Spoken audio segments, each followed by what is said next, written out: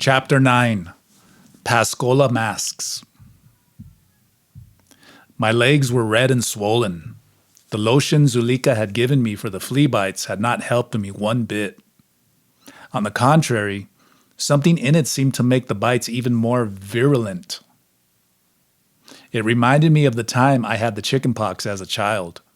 Only now, I was far more uncomfortable.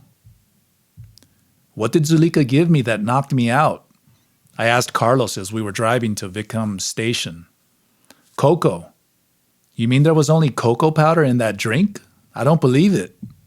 Carlos nodded. She thought you liked hot chocolate, that it would take your mind off the bites. I do like it, but it never affected me like that before. What affected you was Zulika's art of mesmerism, he explained. She can move a person's center of awareness with her dream body.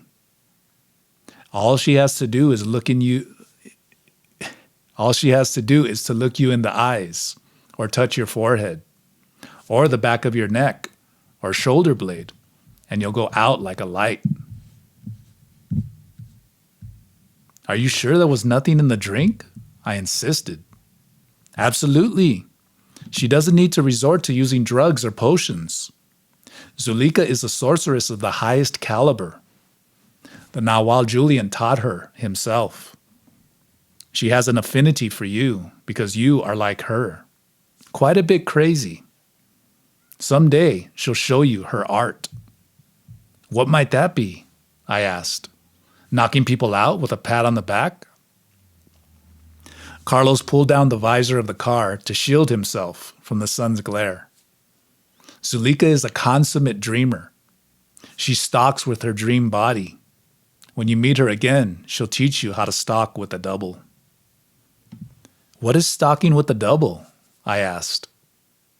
You'll have to wait until Zulika shows you, Carlos said.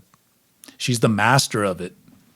As I've said, she learned from the Nawal Julian and from someone else in our lineage. Who is this other person? A sorcerer of unending accomplishments. All I can tell you is that Don Juan's lineage is indebted to this person, just as he is indebted to our lineage. I wanted to ask more about this mysterious personage and about Zulika's art, but we had already arrived at Vicum Station. Benny was waiting in front of his house. When he saw our car, he hopped in and said he knew of several people who may have masks for sale. He offered to accompany us so that we would not get lost. At first, I thought he was just being polite or wanted the company of his friend. But when I saw that an ordinary rock was a signpost or a cactus indicated a turn onto a road, it was evident that we needed the guidance of someone who knew the terrain to perfection. It would be impossible to find anyone's house or store unless one had been there before, sometimes even then. For even with Benny in the car, we had to backtrack on several occasions to catch a missed turn onto a road that was barely visible. We drove across the highway and veered off onto a road that, according to Benny, would take us to Potam, where Don Felipe, a masked carver, lived. It was a feat just to find a particular house, for they all looked alike. The typical house had plated cane walls, sometimes coated heavily with mud, and a roof composed of layers of cane resting on a few mesquite rafters with earth piled on top of the cane. Construction materials included adobe brick, cane with mesquite support posts, and rafters. Sometimes I could see mats of split cane serving as part of the roof. All the houses had 2 or 3 rooms and had a ramada, which consisted of a roof supported on crooked mesquite posts. Besides offering protection from the sun, the ramada served as a storage area for herbs and corn that were placed on top of it to dry. The houses were surrounded by fences, 5 or 6 feet high, made of plaited cane, which sometimes afforded people complete privacy. I saw corrals with an occasional goat, pig, or donkey, and of course chickens and the scrawniest dogs south of the border. Everywhere I could smell burning mesquite wood for kitchen fires. What struck me was that, except for the occasional barking of a dog or the cawing of a crow, everything was quiet. I couldn't help notice the sharp contrast from the noisy Mexican community of Vickham, where Benny lived, and the Yaqui settlements. "Shall I turn right?" Carlos asked as we drove through the underbrush. "Ease, turn here," Benny said, pointing out the window. "Is that the mesquite tree where I go left?"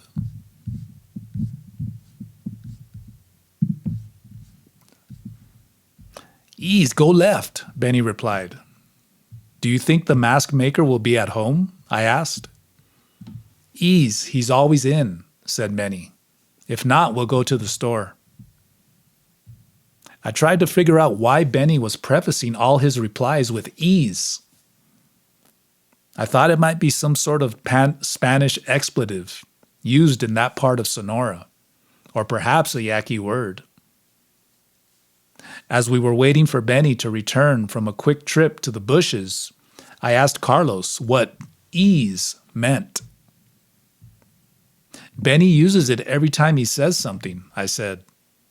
Carlos laughed. "He's saying yes in English. Benny is trying to learn English. Converse with him a little. Don't be shy." When Benny came back, I asked him what the Yaquis sold in their stores. "Saddles and canned goods," he said. "Coffee and sugar and Coca-Cola." Wherever there was a store, Benny said he knew of it, and he intended to take us to all of them. "Where are all the women?" I asked, having passed only men on the road. "Inside their houses," Benny replied. "They don't come out unless they have a reason, like getting water from the well, or wood for the fires, or to get supplies from the store." "I can't believe there is a store around here," I said. I could see nothing but low-roofed adobes and desert vegetation. "Ease, we go there now to look for masks," Benny explained. We followed a dirt road that was rutted from the rains until we came to a mud house. Like all the other structures of the area, only perhaps a bit longer. Sacks of grain were piled against one wall. It had no windows, only a door painted turquoise. Several tall Yaqui Indians were standing near the entrance. Others were sitting on a plank bench, drinking orange and lime sodas. All had on sombreros to shade themselves from the noonday sun. Some men had mustaches and were older. Others were young boys in their teens, and as usual, there were no women. Carlos parked the car, and I followed him and Benny into the store. I was surprised to see a variety of merchandise. There was a long counter, and on the walls were shelves stocked with canned goods, as well as sacks of flour, sugar, and coffee. One section of the store was devoted to tools and light farm equipment, such as ropes, spades, tools, and other implements. Benny talked to the proprietor, with whom he seemed to be on friendly terms. After a while, the man left through a curtained door leading into a back room. "He has a few masks in the back," Carlos said to me. "He's going to bring them out for us to look at." Benny opened the cooler and pulled out several sodas, which we sipped, while we waited for the man to return. When I looked up, I noticed a girl behind the counter staring at me. She must have come out from the back room because she had not been in the store when we entered, and I was certain she hadn't come through the front door. She had short, curly, dark hair and beautiful, delicate features. She couldn't have been more than 17. Her skin was smooth and brown, and she had the biggest black eyes I had ever seen. Carlos talked to her. They spoke in such a hushed voice that I could barely hear them. But I could tell from their serious expressions that the two were discussing something important. The girl seemed on the verge of tears. Carlos was trying to console her. He put an arm around her and patted her head.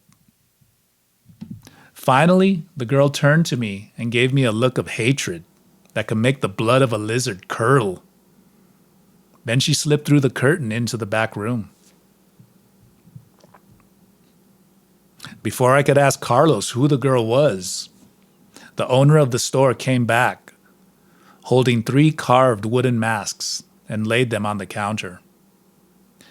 They were masks used by the dancers during the Pascola celebrations.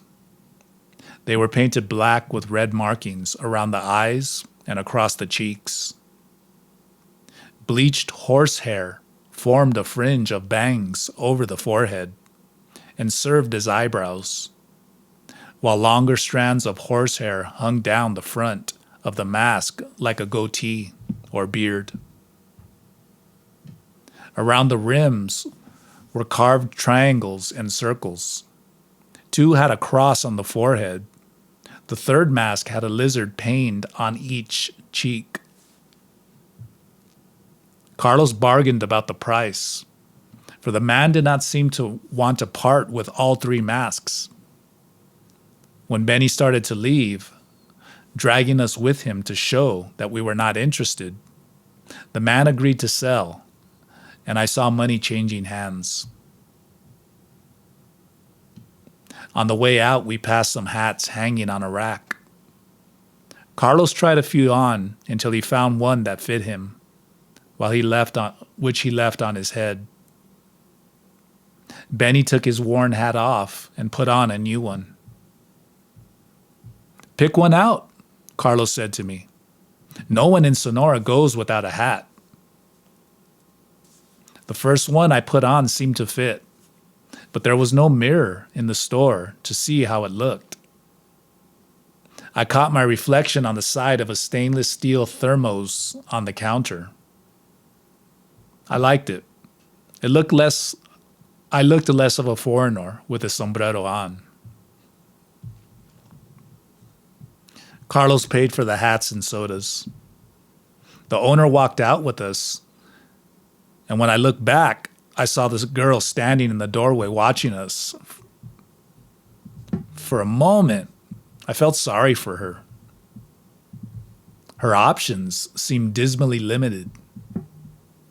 She could marry one of the young men who was standing outside the store admiring her, and then spend her life looking after him and their children. Most likely, she would never go more than 10 miles out of the area. Perhaps she would visit a relative in one of the neighboring towns for a wedding or a birthday, and there exchange gossip about the latest birth or mourn over someone who had recently died. Or if she were lucky, she might get a job as a maid in one of the motels in Ciudad Obregón or Huamas. In short, the girl's future was sealed in the grimmest way. A crow's loud cawing from a nearby cottonwood tree caught me by surprise.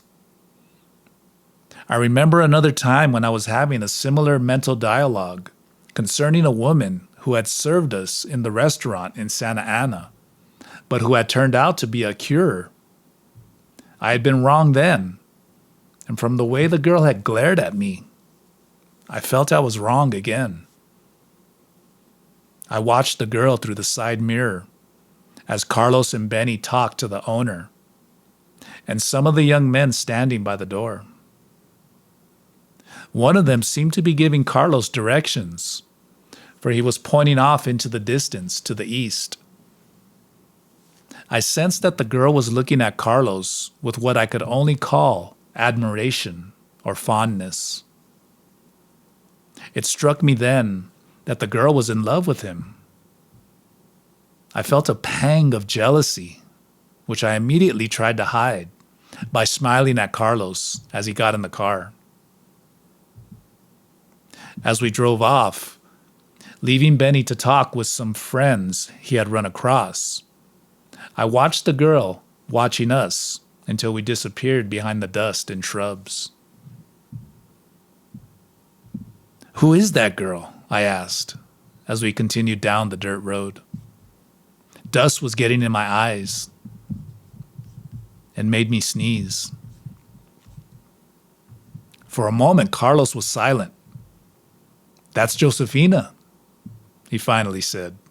"Don't you remember?" The name was so familiar. Suddenly, my ears popped, and I remembered where I had seen her. She was the girl that had accosted me in Zulika's house. "She's a sorceress?" I gasped. "What's she doing here? And don't tell me she's helping out the owner of the store, like that woman in the restaurant in Santa Ana." "No, she just came for some supplies." "You mean she lives around here?" Again, a long silence. "She seems to like you a lot," I said. "Have you known her long? What were you two whispering about in there?" Carlos shrugged. "She wants me to take her to the United States," he said. "I'm teaching her English." For an instant, I lapsed into a familiar moroseness. I was certain Carlos was teaching her English so he could bring her to the United States.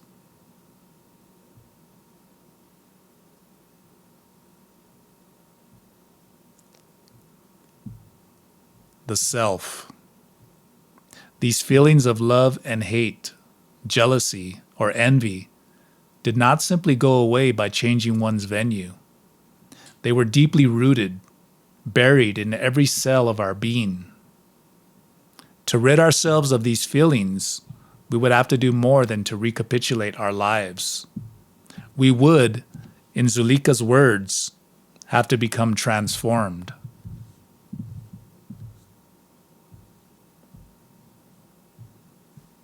The car reached the highway with a thud. I was relieved to see Carlos smiling. Perhaps he wasn't attached to the girl in the store after all. I breathed easier and lost myself, watching the shadows and colors the sun cast on the desert landscape as we drove to Don Felipe's, the mask maker's, house. His house had a wooden cross in the courtyard and was situated on the edge of a cultivated field. It was more spacious than the other houses I had seen, and it was built of good adobe bricks, and the dirt around it was clean and well packed. Carlos asked me to wait in the car while he talked with Don Felipe, but I insisted on going inside. Don Felipe introduced us to his wife, who immediately left the room, as if she were too shy to speak to strangers.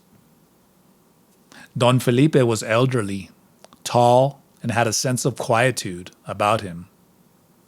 His eyes were not bright and burning, but rather distant, as if looking off somewhere into another world. I suspected he read Spanish, for he had several books on a shelf. In his conversational manner, he projected a simplicity and intelligence. He seemed knowledgeable on many subjects. At one point, I sensed the discussion centered on the Rahum Chronicle and some of the legendary heroes of Yaqui history, where I heard the names of Calixto Muni, Kahim, Tatebiati, and Juan Bandera repeatedly mentioned. Carlos had told me earlier that Calixto Muni was an 18th century Yaqui leader who had organized the Yaquis into a military unit to fight the Mexicans. Juan Bandera, who claimed to have had a vision of the Virgin of Guadalupe, also organized military units of Yaquis under a flag of the Virgin. Teta Biati, after Cajemi's defeat, reorganized the remnants of the Yaqui forces in the mountains north of the Yaqui River and waged guerrilla warfare against Mexicans for many years. I sensed Don Felipe didn't want to sell Carlos any masks, but when Carlos said that he was working with Don Juan, whom Don Felipe seemed to know, he got up and went into the back room and brought out a mask wrapped in red cloth. He carefully unfolded the cloth to reveal a mask unlike the ones that we had found in the store. This mask was really spooky. It was unpainted and had no horsehair trim. The facial features were distorted, as if in a snarl. The mouth was open. The eyes were slightly slanted, one higher than the other. The wood was white with layers of natural swirls in its grain. It was beautiful, yet at the same time awesome. Carlos thanked Don Felipe, and we left. "Why is that mask so different?" I asked, walking to the car. "That's a mask of an ally," Carlos said. "The other masks are for the Pascola dancers." Carlos carefully put the mask in the trunk after wrapping it in a towel for protection. "What's an ally?" I asked, trying to think if Clara or John Michael Abelar had ever discussed that topic. "An ally is a force that exists outside the world of ordinary perception," Carlos said. "That force can take any shape when in service of the sorcerer." "You mean anything can be an ally?" I asked. "No. They are specific entities that are formless, but they can take the shape of anything they wish to emulate, depending on the energy that they harness from the human world."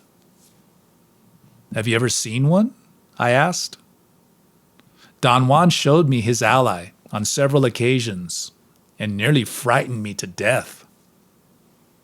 Once I had to wrestle with it and thought I was done for." "Is it like a ball of energy? Sizzling and kind of bluish?" "It could be a man, a gigantic black door, a ferocious animal, anything. But yes, it's full of sizzling energy." I told Carlos about a series of reoccurring dreams I had had. Of at least, I thought that they were dreams. Or at least, I thought they were dreams. I was staying in Clara's house, in the beautiful room she had assigned to me. I would just be drifting off into sleep when I heard noises outside my door in the hallway. At first, I thought it was footsteps. Someone big walking down the corridor. Terrified, I put my head under the covers and hoped the noises would go away. But they didn't. Sometimes there was some scratching at the door, as if a huge animal was prowling outside trying to get in. In my semi-sleep state, I would get up and push a heavy dresser in front of the door so that nothing could get in. But to no avail. The force, or whatever was behind the door, would be so fearsomely strong that the dresser would move aside, pushed by a sizzling energy. I'd just stand there petrified, watching the antique dresser moving away from the door. and seeing the door itself bulging inward toward me with a tremendous force, about to bust off its hinges. I would either run back to my bed and hide, preferably under it, or I would stand there so petrified that I was unable to move. I remembered trying to scream, but nothing came out of my mouth. Sometimes I would wake up panting, soaked in perspiration, or I would wake up on the floor in front of the door, partly covered by the dresser. My heart would be pounding so strongly that it would take hours to quiet down. These encounters became so reoccurring that I told Clara about them. That force is nothing to sneeze at, she said seriously. You say the door is about to burst off its hinges. Watch out. Whatever is prowling out there is about to come in. What will happen if it does? I asked. Will I die? Who can tell? She said. That force is determined to get you. Why is it after me? I asked. What did I do wrong? In my mind, I ran the gamut of all the sins of commission and omission, and there were plenty of them. It's not what you didn't do, she said, shaking her head pathetically. It's what you did do. You've been doing your sorcery passes, especially the one where you grab the imaginary sliding door and pull it open. That's the one that started this whole thing. And that's the one that may save you in a pinch. What kind of pinch are you talking about, Clara? Will the force really come after me? You bet your boots. I'd say it's about to burst through the door any moment now. And when it does, you're going to have to put up a fight. I felt my stomach sink right there.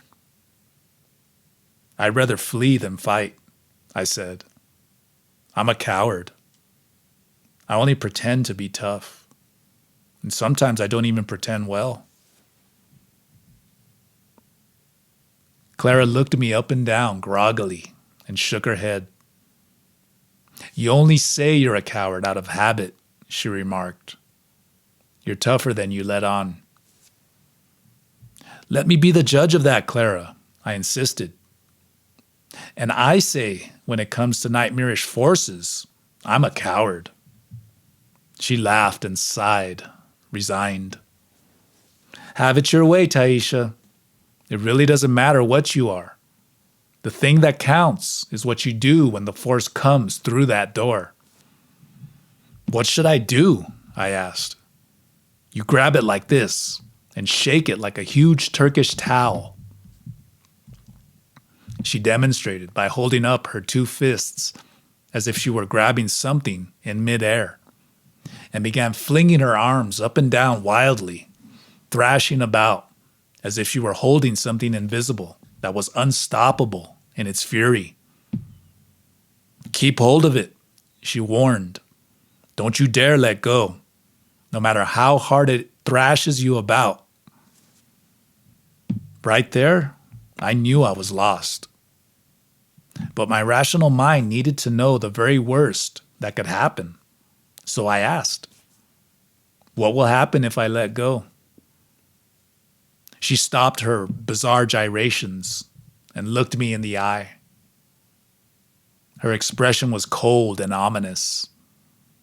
The ally will gobble you up, she said. It likes tender little cowards.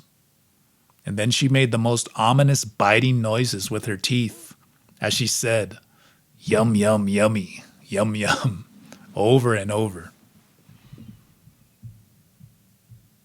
As Clara went on with her yummy, yum, yums, she rubbed her stomach and patted her head at the same time in opposite circles. Then I knew that one of us had lost their mind, and I wondered if it wasn't me.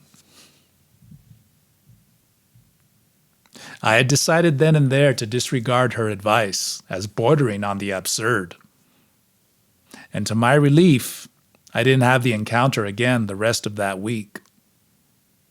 But the following week, right before my menstrual period, I felt the force again. This time, it was prowling outside my door with an increased ferocity. As I stood in front of the door, I could tell it meant business by the fierce white light that was bursting under the door and through the cracks on the sides. Cracks that were getting larger as the sturdy door was being pushed away from its hinges. I didn't even have time to run to my bed. The door burst aside, or rather was snapped off and flung to the side, and I was face to face with the most blinding white light that was the size of the doorframe. I was petrified, frozen to the core. I couldn't scream or breathe. As it began advancing toward me, I was about to faint. Then I realized that this sizzling glob of light was absolutely conscious and aware. Before I passed out, I heard in my ear Clara's voice saying yummy yum, yum, over and over. I had a moment of decision of either getting rolled over by the boulder of light or of grabbing it and shaking it like Clara had shown me. Some force inside me rallied, and in spite of myself, I instinctively lurched forward, diving into the ball of light head on, like one would dive into a huge wave in the sea. I knew I would be electrocuted, fried to a crisp, as when throwing a hairdryer into the bathtub. But to my amazement, the electricity was not hot at all. The sizzling was cool, yet tremendously forceful. I grabbed onto it and hung on with all my might as it thrashed me about. First from side to side as it tried to shake me off, then in circles as we rolled on the floor.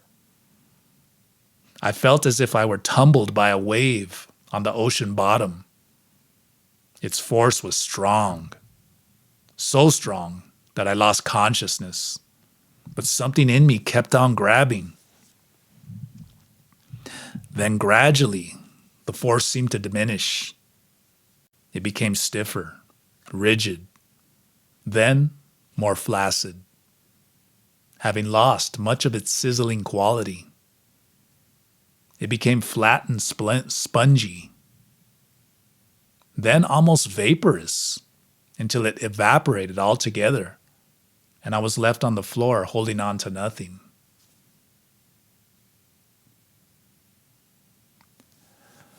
I took a deep breath and, perspiring, walked to my bed.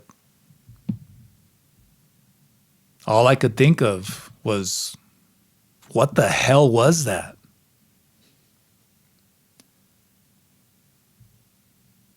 When I woke up the next morning, I told Clara what had happened. She no longer seemed interested.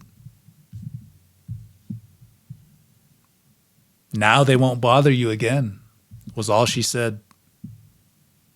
You'd be surprised how word gets around on the energetic plane. Forces know that they have another thing coming if they mess with Taisha. "What forces are those?" I asked Clara. She said it was just the force that permeated the universe. Bundles of energy, aware and predatory, like everything else in existence. Remembering the encounter gave me the shivers. I moved closer to Carlos in the front seat, so my arm touched his. We drove back to Vickham Station in complete silence.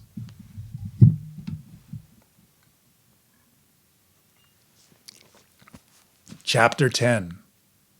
Pascola dances. We met Benny in the store at Vickham Station, where we were buying bread and fruit for our lunch.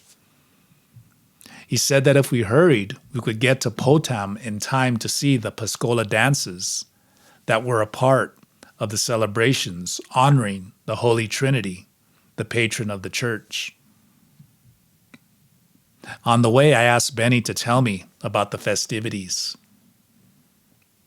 He explained that they included dancing, singing, playing musical instruments, colorful processions, and a fireworks display after dark. And of course, plenty of food and drinking, he added with a grin. Under Benny's expert guidance, we made it to Potam in record time. The streets were so crowded that we had a hard time maneuvering the car through the throngs of spectators. Yaquis and Mexicans from all over Sonora had gathered for the celebrations that were taking place in the plaza in front of the church. 2 ramadas had been set up on the east and west sides of the plaza, manned by 2 groups of 4 festival managers, or fiesteros. The 4 wearing red headdresses, carrying the red flags, managed the western ramada, Benny said. The ones on the eastern ramada have on blue headdresses and carry blue flags. I craned my neck to see the different managers milling about the ramadas. Why do they have on different colored costumes? I asked. The blues are the Christians, Benny explained. The red ones are the Moors. I didn't know there were Moors in Sonora, I said, surprised. Carlos gave me a nudge. They are not really Moors, he said impatiently. They are only playing the part of the Moors. You see, the fiesta is a dramatization of the 15th century conflict between the Christians and the Moors in Spain. How that European struggle had woven itself into the ceremonies of a small Yaqui village was beyond my knowledge of history. I noticed that the red fiesteros, or moros, were wearing a small cone-shaped hat made of wood about 4 inches high. On top of it was inserted a metal crescent from which hung a red cloth that covered their heads and most of the moros' face. We have to keep our eyes on the blue ones, Carlos said, pointing in the opposite direction. The Christians are at the east side. Why do we have to watch the Christians? I asked, intrigued by what the Moors were doing. Because it is at the eastern ramada where the Pascola and deer dances will take place, he explained. I stood on my toes to see the men dressed in blue headgear. I noticed that they were wearing blue ribbons tied around their heads, the cloth completely covering their hair and the upper portion of their shoulders. They, too, were carrying wooden sticks, but instead of a crescent, they had a metal cross on the tip. I couldn't see well, so we moved through an opening in the crowd to a place near the church steps. From there, we had a bird's eye view of the east, or Christian end of the plaza, where the dancing would take place.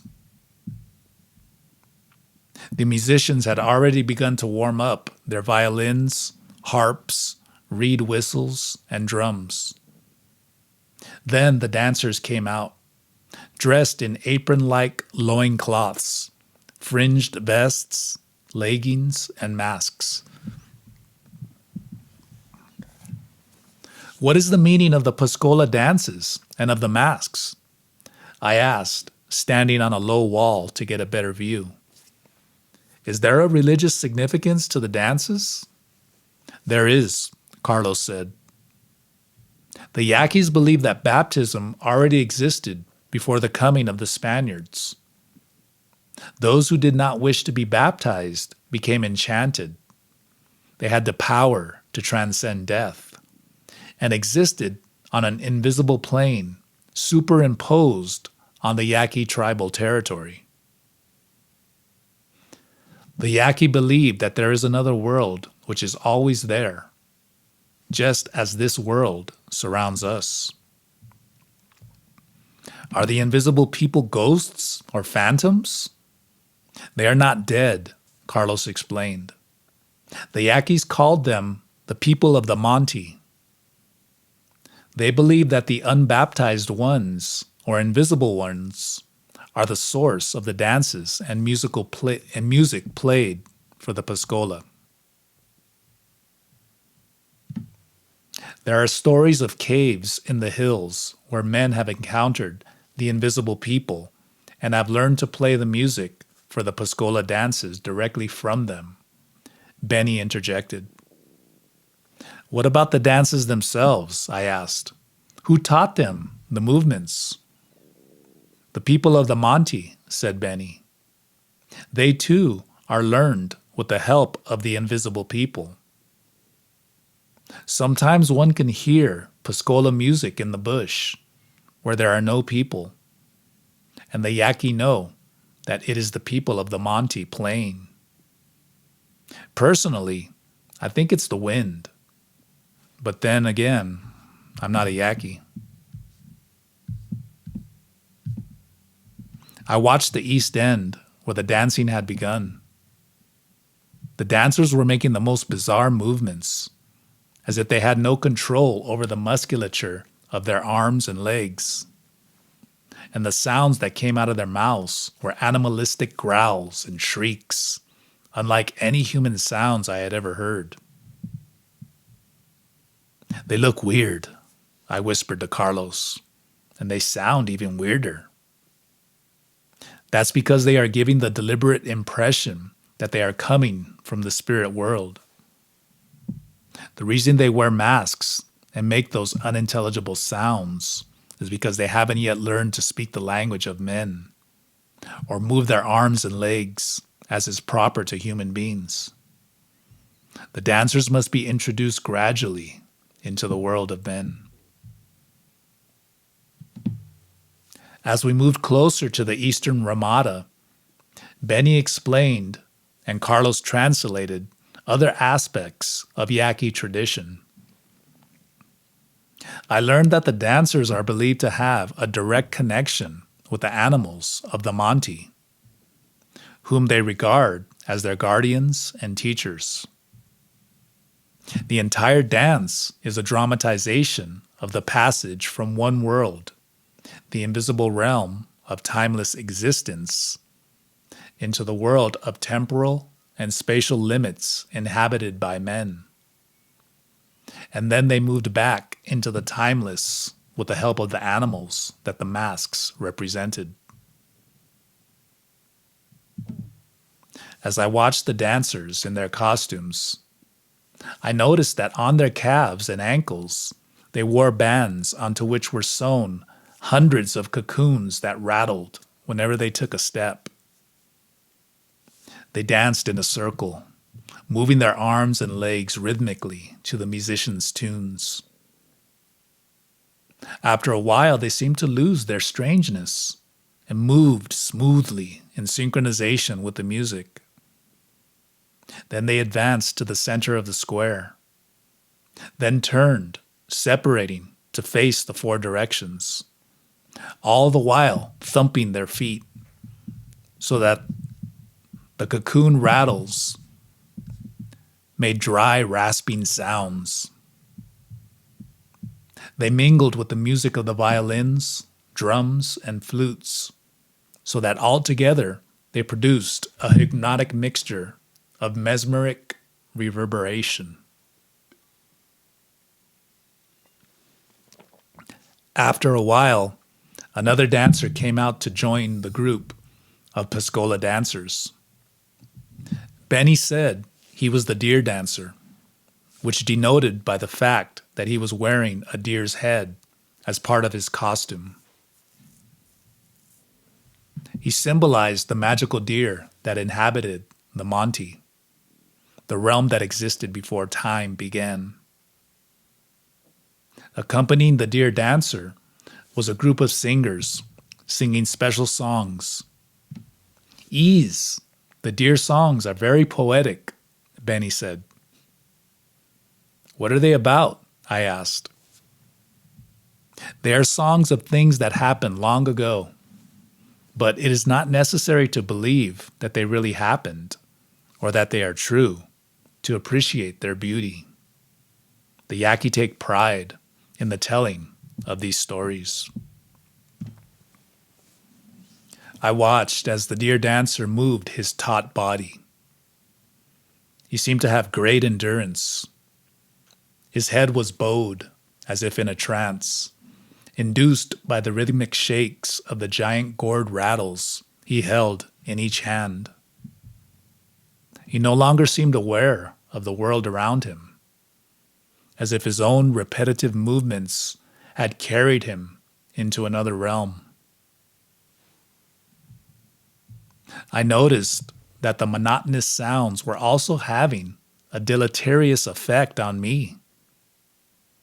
I seemed to have entered a mild stupor brought on by the repetitive sound of the instruments and by the rhythmic thumping of the dancer's feet that made the cluster of cocoons on his ankles rattle. At one point, it seemed as if I were viewing the dancer's world superimposed on the reality that was in front of me. The more I focused my attention on the dancers wearing the deer mask, the more my own head began to sway.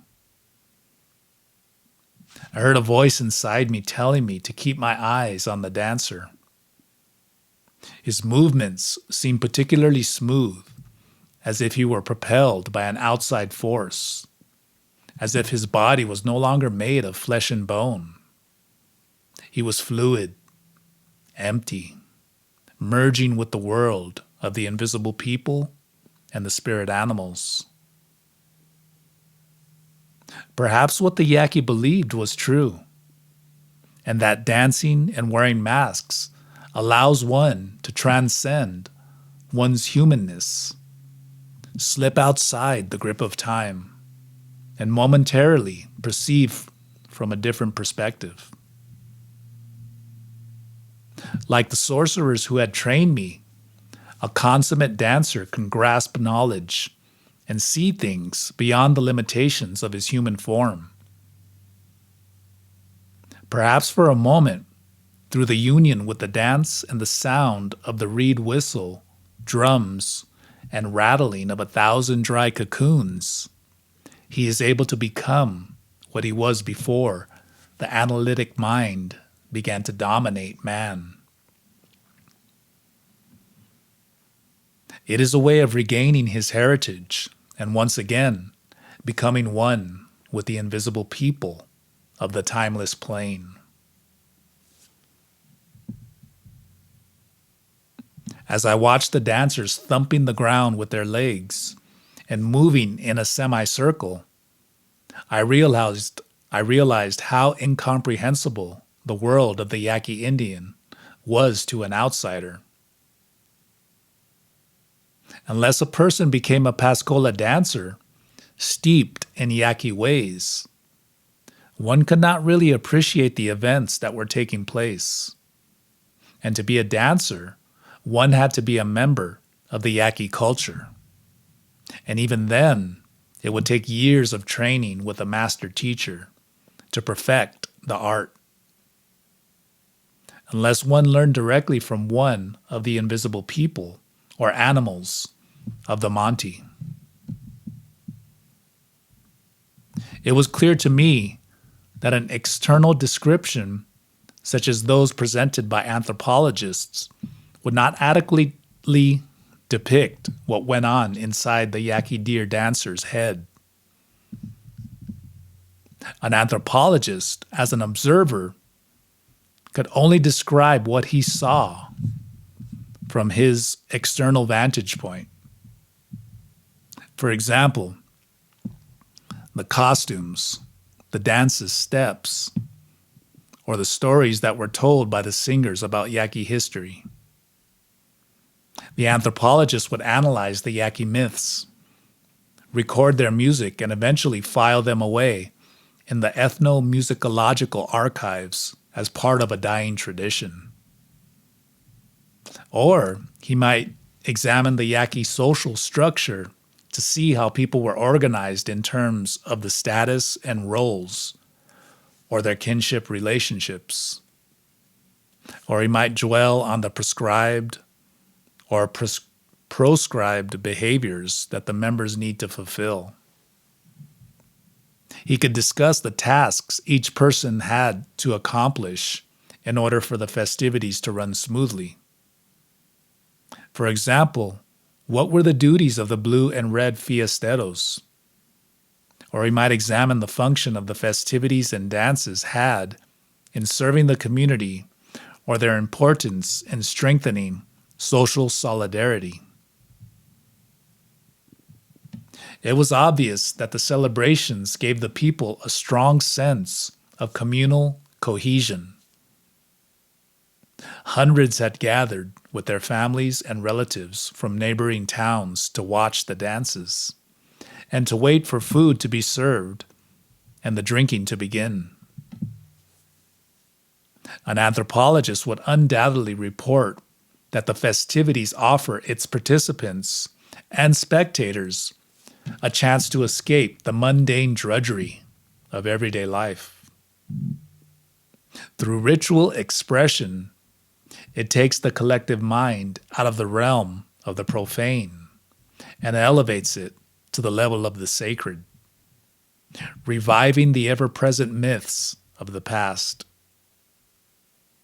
As the dancers tell stories with their masks and movements, people could relive the events of Yaqui history, thereby giving flesh and substance to happenings that may or may not have occurred in actual time. As the gamut of anthropological explanations of the festivities ran through my mind, it was evident that in order to understand something, it was not enough to see things from an objective viewpoint, describing things in order that other researchers could replicate what one heard and saw. In order to understand the phenomenon, one needed to become a member of that society or group. What was it like, I wondered, to be behind the mask of the dancer, to create the festival, not as an outsider, but as a member of the group, and see the world as the dear dancer himself saw it? In other words, one had to bite into an apple to taste or experience its essence, not merely describe its properties from the outside. Yet the reverse was also true. A Yaqui Indian, without having attended a university, will find it impossible to understand the concepts and theories of the discipline of anthropology. For a person who could not read or write, the rules of academic life would be incomprehensible. The masked dancer could never become a professor of anthropology unless he went through the ranks and worked his way up the scholastic ladder. For that, he would have to begin at an early age to learn the ramifications of academic life. It would take years of specialized training, just as it would to become a Piscola dancer.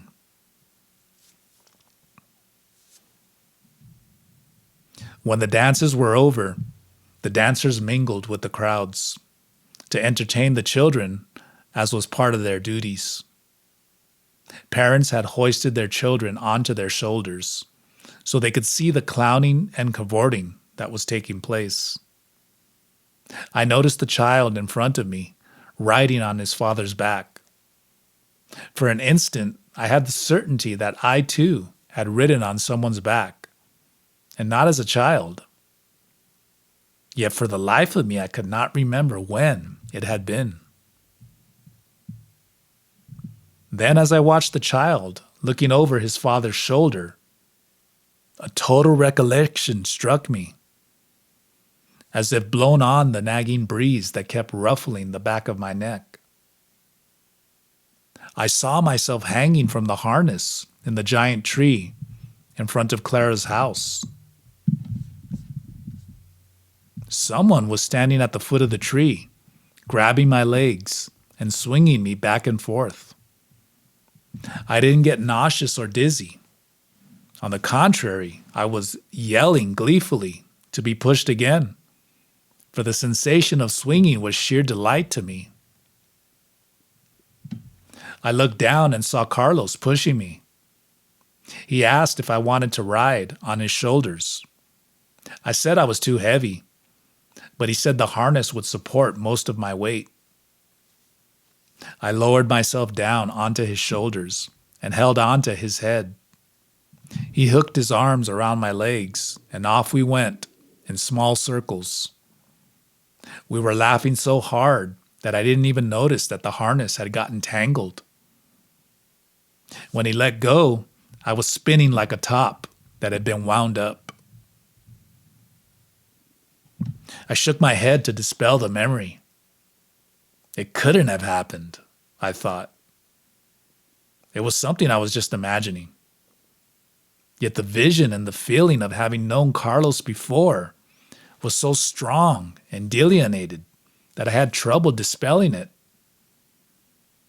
I took hold of his arm so as not to get separated as we moved through the crowd on our way back to the car. Benny had wanted to stay for the dancing and fireworks, but Carlos said he needed to make another stop to collect some masks, and perhaps a set of cocoon rattles for the museum. We left Benny in the company of some of his friends and drove back to Vickham Station. But before reaching the town, Carlos suddenly veered off the main highway onto an obscure road as if he knew exactly where he was going. After several miles of a bumpy ride, he parked the car on a well-packed area of ground near an adobe house, almost completely hidden by shrubs. As we got out, he said casually that we were not there to look at masks, but that it was Don Juan's house, and he had wanted to see if he was home. Carlos called out, announcing our presence, but no one came to the door. I waited in the car while Carlos walked down the road to see if he could catch Don Juan returning from the store. Carlos said he had a strong feeling that he would encounter him on the road, the way he had done on the previous occasions he had come to visit him. For a while I waited in the car. Then I grew restless and decided to sit on a bench that was near the house. I wanted to sketch the fences and the Sonoran house construction to complement the sketches I had made earlier of the desert chaparral. I brought a bottle of mineral water with me from the car and made myself comfortable on the roughly hewn bench. After a few minutes, a wiry man in his early 50s came out of the house and stretched as if he had been asleep. I greeted him and tried to explain in Spanish who I was and why I was sitting under his ramada. "I already know who you are," he said in English. He had on a sombrero, and as he introduced himself as Juan Matus, he removed it from his head and made a slight bow in the manner of a gentleman. When he raised up again, I could see his face. I felt my stomach sink, and my mouth fell open as I registered a moment of sheer confusion. It was John Michael Abelar. I could barely recognize him, but it was unmistakably he. He had that same strength and vibrancy, and the same shiny eyes that could change in an instant from calmness to ferocity. Mr. Abelar, what are you doing dressed up as a Yaqui Indian? I almost didn't recognize you. When in Rome, do as the Romans do, he said with a laugh. In these parts, I'm known as Juan Matus, but you can call me whatever you wish. After the initial shock of seeing him had subsided, I was surprised at how easy it was to be in his company. The energy he imparted to the encounter made my inherent stiffness vanish. I knew I ought to have been terrified of him, but somehow I wasn't. He exuded a sense of reasonableness and fairness that gave the impression that in all his dealings he was impeccable. In fact, I was so at ease with him that I wanted to regard him as a familiar relative. Just don't call me Grandpa, he teased, reading my thoughts. I'll call you Don Juan like Carlos does, I said. As you said, when in Rome, do as the Romans do. He nodded. I noticed that on his porch were a set of cocoon rattles, like the ones the Pascola dancers had used, and also several masks similar to the ones Carlos had bought at the neighboring stores. Seeing those cocoon rattles, I thought that a Pascola dancer lived here, I said. Do you go around masquerading as one? Don Juan laughed. I learned a few of the Yaqui dance steps in my youth, he admitted. I lived many years in Pascua, a Yaqui town in Arizona. What kind of dances did you do? I asked him.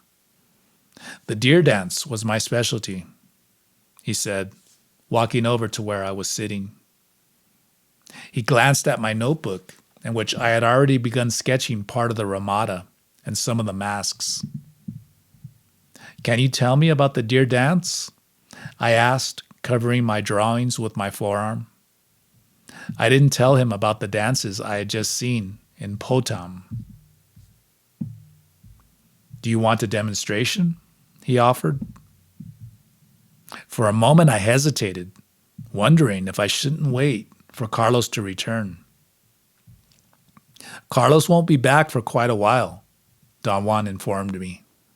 Right now, he's on his way to Ciudad Obregon and on some business. What kind of business? I asked, alarmed. Besides, his car is here. How is he going to get there? Someone is driving him in her car, he said with an emphasis on the her. He peered at me as if to assess my reaction. I registered a moment of uneasiness. You mean he's looking for some more masks? And what about me? What am I supposed to do? Wait in the car until he comes back? You're not the only business he has, young lady, Don Juan said sternly. Right now he's occupied elsewhere. He left you here in my care. But when is he coming back? Not tonight, he said tersely. He gave me a look that left no room for any more questions or commentary. You've always been interested in movements and in martial arts, he reminded me. Yaqui dances are quite different from Oriental movements. Don Juan stooped over and began to put on the cocoon rattles that he had removed from a peg. Up close, I could see they were made from hundreds of dried moth larvae sewn onto wide leather straps, which he tied around his calves. Then he reached for a mask of a deer's head, like the one the deer dancer in Potam had worn. Part of it was made out of a real deer's head, with ears and a pointed snout and antlers. Don Juan was ready to demonstrate the deer dance. Eagerly, I picked up my pad and pencil to jot down notes. Benny had explained that the masked dancers communicated with the realm of the invisible ones through their movements. But I still did not know how it was done or what the dance steps signified. Don Juan began smoothly sliding his sandaled feet over the dirt floor under the ramada, seemingly brushing the ground with deer hoofs. His back was slightly arched and his head was looking down. With ankles and knees bent, his movements took on a sleek, graceful appearance, as if he were identifying with the animal the mask represented. His body became more limber, his movements light yet forceful. He twisted his waist and torso back and forth, swaying his arms rhythmically behind him to the dry, rattling sound of the cocoons. Then a series of raspy yet muffled shakes followed as he repeatedly thumped down on the ground, alternating his feet. He began to chant in a monotonous tone, in a language I could not understand. The thumping and rattling continued until my eyelids grew heavy. I thought it must be the heat or all the excitement of the day that was making me tired, and I tried hard to keep my eyes open. But soon my head began bobbing up and down, just like Don Juan's, until I could no longer stay awake. The last thing I remember was my notepad slipping out of my lap onto the ground, but I did not have the volition to pick it up. I was watching a purple circle of light in front of my eyes, opening until I no longer saw a man masquerading as a deer, gyrating to the sound of chanting and cocoon rattles. I was seeing a forest, and standing in front of me, gazing back through the opening of the purple eye, was a magnificent deer. The hollow rattling faded into the distance and mingled with the wind rustling the branches of the pines, the leaves on the ground, and with the rushing of a nearby stream. Mesmerized, I watched the deer gazing back at me. I knew what it was thinking.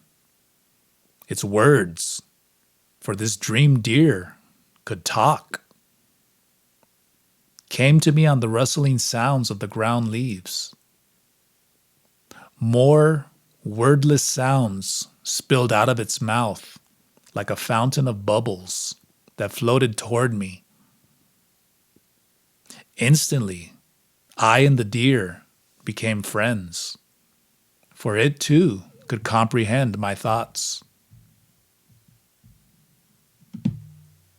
"Don't be surprised that you can understand me," said the deer without moving its mouth. Although he spoke without words, that was the meaning his eyes were expressing. If you let go of your limiting ideas of what is real and unreal, all sorts of things can happen. Deer can talk too and have feelings. I thought, am I dreaming? What happened to the desert? How did I come to this forgotten forest? No sooner had I thought these things when the deer told me that the forest exists in another realm, the realm of myth. And one enters that realm by letting go of the world in which one lives. But how did this happen? I wondered. Did I just fall asleep? The shaman's rattles helped transport you, explained the deer, its liquid eyes shimmering in the mellow afternoon light. His rhythmic sounds put you to sleep and made you wake in this enchanted realm. I am your friend, your guardian animal. If you have any questions about things, just find me and I will tell you the answers. Now, is there anything in particular you would like to know? Instinctively, I looked for my notepad. I wanted to write down everything the deer said, so that when I awoke, I would have proof that I had really been where I seemed I was. I wanted to ask the deer all sorts of questions, details about the forest and the nature of the world I was in. But the more I tried to think, the less I could formulate my thoughts. What is the meaning of life? I blurted out. The deer looked at me for an instant and then began to laugh. And as he laughed, a million bubbles came out of its mouth until a golden fog rose up around me, completely opaquing the forest and the deer itself. All I heard was the rushing stream, and it was that sound that broke me back to the desert hut, that brought me back to the desert hut, and to the masked deer dancer who was standing over my slumped body, staring at me. Slowly I remembered who and where I was, and marveled at the sorcery by which Don Juan had transported me into the dream realm. I wanted to ask if he had also seen the deer, or if he had actually become the deer himself. But it took too much effort to speak. Don Juan took off his mask and scrutinized me from head to foot. He knew that I had seen a vision. I wanted to ask him how it was done, how the purple eye had opened right in front of me, but he motioned for me to remain silent. He gave his cocoon rattles a few more shakes as he stepped away from me. Then he stooped over and untied the rattles from his ankles. The cocoons are made of dried moth larvae, he explained, holding them up for me to see. When so many are gathered together, they have the power to break barriers and to transport. The mask of the deer calls the guardian spirit to come to the window of this world. Then it's easy to slip through. You had a short journey, but now you know it can be done, and you can go into the world of dreaming again whenever you want. I stared at Don Juan, only half believing him. The thought occurred to me that he had put some powdered herbs into the water I had been drinking when he stooped over to look at me drawing, and that was what had affected me. I glanced at the bottle on the mud brick ledge. It was the deer mask and the cocoon rattles, he assured me. Nothing in your drink. If the dance and dancer have power, together they can transport one to the other side. Don Juan hung the rattles on a nail on the Ramada post. He carefully wrapped the deer mask in a piece of cloth, then excused himself and went inside the house to put it away. The twilight spilled over the ground, casting liquid shadows everywhere. For a long time, I sat staring at the notebook on the ground, waiting for Don Juan to come back so I could ask him more questions. But when he didn't come out, I finally got up enough energy to go inside the house to look for him. But Don Juan wasn't there. He seemed to have vanished. Perhaps through that elusive crack into the world of dreaming.